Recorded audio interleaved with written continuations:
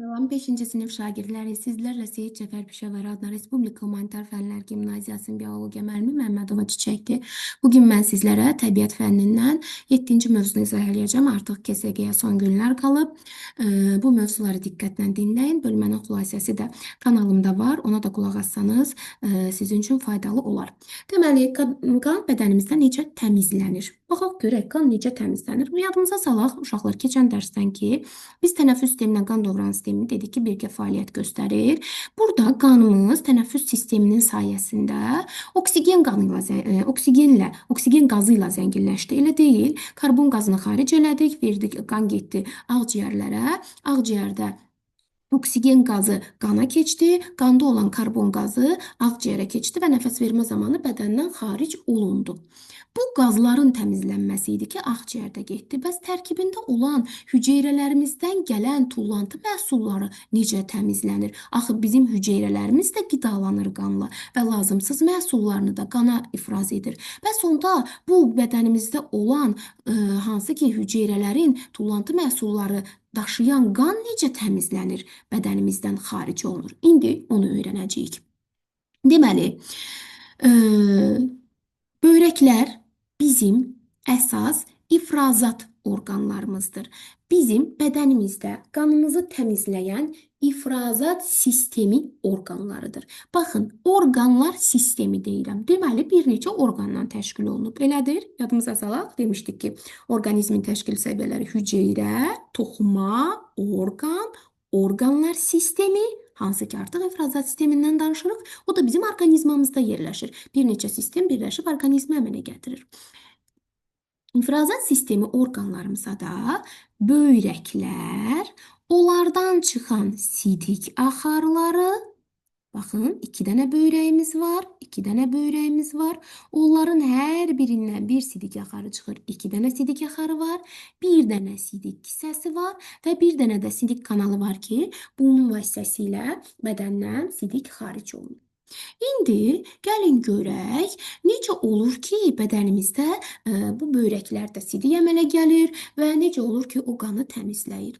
İnsan orqanizmə lazım olmayan maddələr hansı ki, bayaq da qeyd elədim, hüceyrələrin tullantı məhsullarıdır. Qan vasitəsilə böyrəklərə gəlir. Bir dənə yadımıza salaq keçən dərsdən uşaqlar, böyrəyimizə gələn qan oksigenlə zəngin qan idi, yoxsa karbonla? Əlbəttə ki, oksigenlə zəngin qan. Biz demişdik, ürəyimizdən karbonla zəngin, karbon qazı ilə zəngin olan qan hara gedirdi? Ağciyərə ki, karbon qazını xaric eləsin. Qalan bütün orqanlara oksigen qazı ilə zəngin olan qan gəlir. Baxmayaraq ki, bu qanın tərkibində oksigen qazı var. Bununla yanaşı hüceyrələrin tullantı maddələri də var. Tullantı maddələri. Aha, bu qan gəlir böyrək hüceyrələrinə oksigen qazını verir. Böyrək hüceyrələri də, görün böyrəyimiz necə xeyirxah bir orqandır ki, görür hüceyrələr bu qan ona oksigen qazını verir. O da götürür qanı təmizləyir. Nədən? Tullantı maddələrindən təmizləyir. Hansı ki, qanda hüceyrələr tərəfindən qana ifraz olunmuşdu. Böyrəklər başlayır uşaqlar süzgəc kimi bu maddələri süzməyə. Qanın tərkibində olan lazımsız maddələri süzür. Süzdükdən sonra böyrək bu maddələri qoymur qana qayıtsın. Neynir? Bax, böyrəkdən gəlir sidik axarlarına. Sidik axarlarından gəlir sidik kisəsinə, burada toplanır və müəyyən müddətdən sonra sidik kisəsinə toplandıqca bir müddətdən sonra sidik ifrazı ehtiyacı duyulur və sidik kanalı vasitəsilə xaric olunur. İndi gəlin bu orqanların quruluşu ilə, xüsusiyyətlərlə də tanış olaq. Deməli, böyrəklər paxla şəkilli orqandır. Paxla deyəndə çox vaxt uşaqlar qarışdırır. Uşaqlar lobiyaya oxşuyur. Lobiya da paxla eyni fəsilənin deməli bitkiləridirlər. Paxla şəkilli orqandır, görürsünüz, bu hissəsi basıq formadadır. Bu hissəsinə qan damarları daxil olur, bu hissəsindən sidik axarları xaric olunur. Qanı tullantı maddələrdən təmizləyir.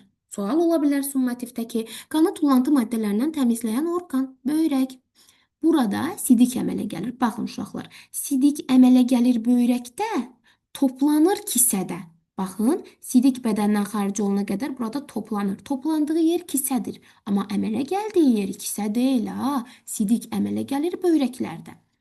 Böyrəklər bunu əmələ gətirdiyi, yəni bu qandan ayırdığı lazımsız maddələrlə zəngin olan sidiyi ötürür sidik yaxarlarına. Sidik yaxarları da sidik kisəsinə daşıyır. Sidik kisəsi əzələli orqandır. Deməli, yığılıb boşala bilir və bu zaman sidik bədəndən xaric olana qədər burada toplanır. Sidik kisəsində artıq müəyyən miqdar sidik olduqdan sonra əzələlər yığılaraq sidiyi vaxtaşırı bədəndən xaric edir. Gəlin bilirsinizmi ya da baxaq bizə nə məlumat verir? Sağlam insanın sidik kisəsi təxminən yarım litr, yəni 1 litrin yarısı, yəni nə qədəri? 500 millilitr sidiyi 2 saatdan 5 saata qədər saxlaya bilir. Yəni özündə saxlaya bilir. Bu da oldu ifrazat sistemi orqanlarımız, hansı ki qanımızı təmizləyən orqanlardır. Dərs çox asandır uşaqlar. Diqqətlə dinləyin, qeydlərinizi aparın. Onda daha rahat öyrənəcəksiniz. Gəlin suallara baxaq. Tullantı maddələr bədəndən hansı orqanlarla xaric olunur? Dedik ki, tullantı maddələr böyrəklərimiz vasitəsilə süzülür, sidik yaxarlarına gəlir, oradan sidik kisəsinə toplanır və sidik kisəsindən sidik kanalı vasitəsilə xaric olunur. Lazımsız maddələr böyrəklərə necə gəlmişdi uşaqlar? Gəlin baxaq şəkilə.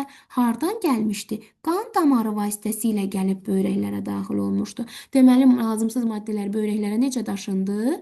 Qan damarları ilə, yəni qanın tərkibində idi onlar. Sidik kisəsinin nə kimi əhəmiyyəti var? O, əzələli orqandır. Sidiyi bir müddət özündə saxlayır. Yəni, sidik ora toplanır.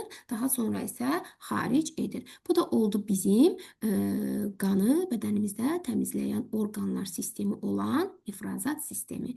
Dərsi diqqətlə dinləyin. Suallarınız olsa yazarsınız. Sağ olun. Gələn dərs görüşərik.